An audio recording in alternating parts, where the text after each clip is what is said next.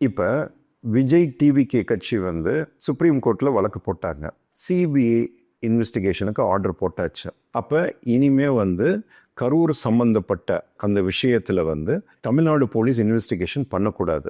இப்போ என்னன்னா இன்வெஸ்டிகேஷன் அப்படின்னா இந்த 41 டெத் ரிலேட்டட் எவிடன்சஸ் எல்லாத்தையும் கலெக்ட் பண்ணி கோர்ட்டில் சமர்ப்பிக்கிறதா இந்த இன்வெஸ்டிகேஷன் ஏஜென்சியோட வேலை.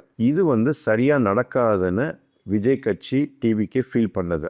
ஏன் அப்படி ஃபீல் பண்ணுறாங்கன்னா, இது விஜய் டிவிகே இது வந்து ஒரு கட்சி, திமுக வந்து ஒரு கட்சி. ஆனால் இந்த திமுக கட்சி வந்து இன்றைக்கி ஆட்சியில் இருக்குது. இந்த ஆட்சியில் இருக்கிறவங்க தான் இந்த போலீஸ் டிபார்ட்மெண்ட்டை கண்ட்ரோல் பண்ணுறதுனால நிச்சயமாக இன்வெஸ்டிகேஷன் வந்து சரியாக நடத்தாமல் எங்கள் தலைவர் மேலேயும் எங்கள் கட்சி மேலேயும் பழி போட்டுருவாங்கன்னு டிவிகே ஃபீல் பண்ணி தான் இந்த வழக்கு தொடர்ந்து சிபிஐ என்கொயரி ஆர்டர் பண்ணியிருக்காங்க.